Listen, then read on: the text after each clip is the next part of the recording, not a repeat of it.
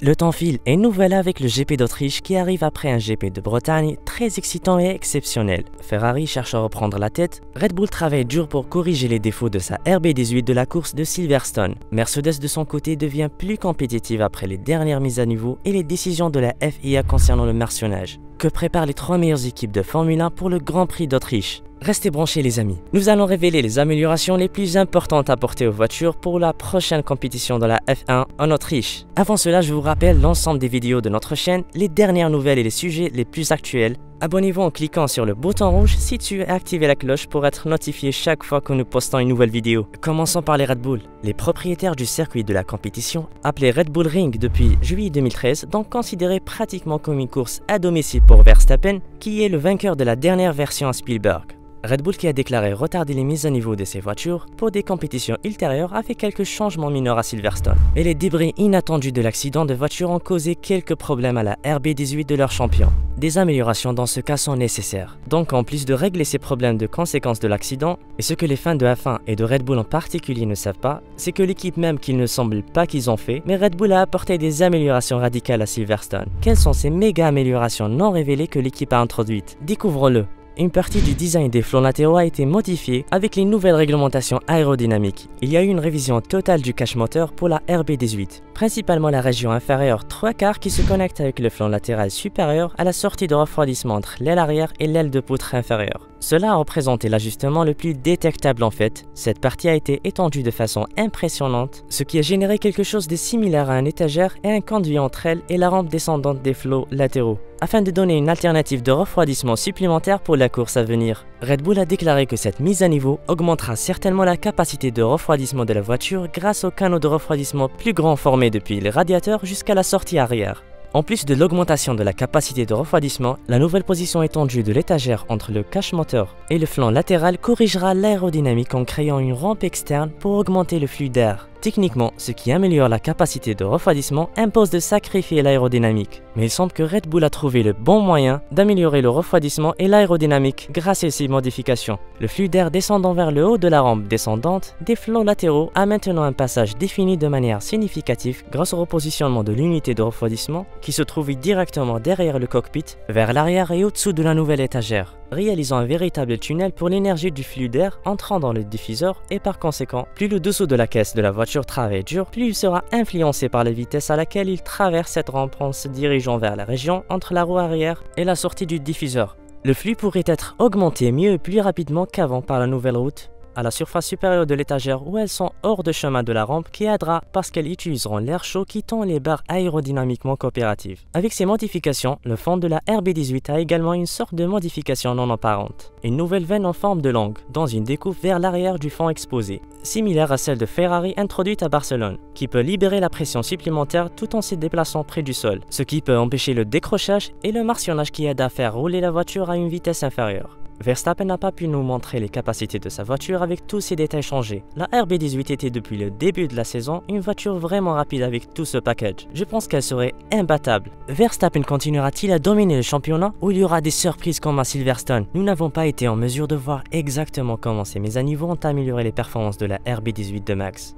Cependant, avec moins d'une semaine et après avoir résolu le problème du plancher qui s'est produit à Silverstone, nous allons enfin voir comment Verstappen va entrer en piste dans le Red Bull Ring. Les amis, si vous avez aimé la vidéo jusqu'à présent, montrez-nous un peu de soutien en mettant un like. Cela signifie beaucoup pour notre équipe. Laissez-nous un commentaire en nous disant quelle mise à niveau vous attendez de votre équipe préférée. D'un autre côté et pendant des années consécutives, Mercedes a dominé les grands prix de Formule 1 en étant en tête des championnats pilotes et constructeurs. Avec leur pilote 7 fois champion du monde Lewis Hamilton, ils ont presque gagné le titre mondial 2021 avant de le perdre pour les Red Bull avec leur jeune talent hollandais Max Verstappen. Depuis lors, Mercedes n'a pas pu retrouver sa performance. La W13 a subi de nombreuses améliorations depuis le début de la nouvelle saison, mais il y avait toujours une pièce manquante. Toto Wolff, le directeur de l'équipe, n'a cessé de confirmer que lui et tous les ingénieurs et le staff technique de l'équipe collectent encore des données afin de trouver le vrai problème et le résoudre. Le martionnage est le problème majeur de la W13. Les pilotes de l'équipe, en particulier Hamilton, se sont plaints de ce problème jusqu'à ce qu'il commence à affecter son dos et sa colonne vertébrale. La FIA a été appelée à intervenir pour protéger la santé des pilotes. Les nouvelles modifications de la voiture ont montré des améliorations de performance sur la piste.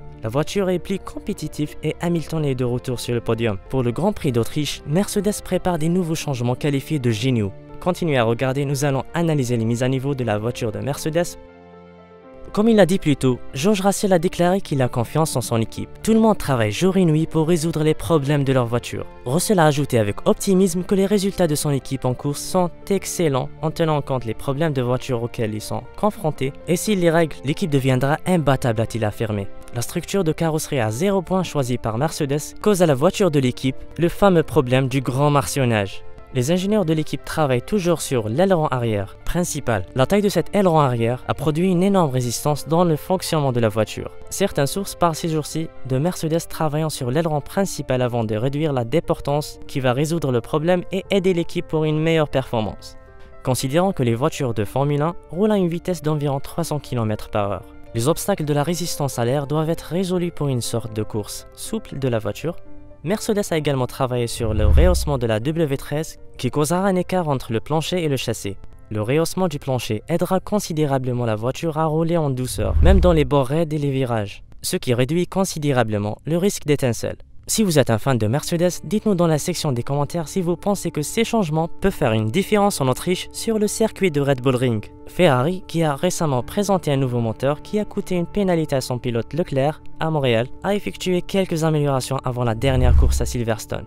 Ferrari a apporté quelques nouvelles modifications à sa F1 75 en se concernant principalement sur le plancher et le diffuseur, qui étaient les deux éléments les plus travaillés dans le package de Silverstone, afin de rendre la voiture plus efficace même avec la génération de la même force portante. Ferrari a également envisagé de travailler à la réduction de martionnage ainsi que de la hauteur de la caisse. La voiture de Sainz a également reçu quelques modifications sur son aileron arrière. Le bord de fuite du volet a été arrondi et la profondeur de la cuillère centrale du profil principal a été minimisée afin de réduire la déportance. Cette semaine et un jour avant le début du GP d'Autriche, l'équipe n'a pas encore déclaré avoir des mises à niveau pour l'Autriche.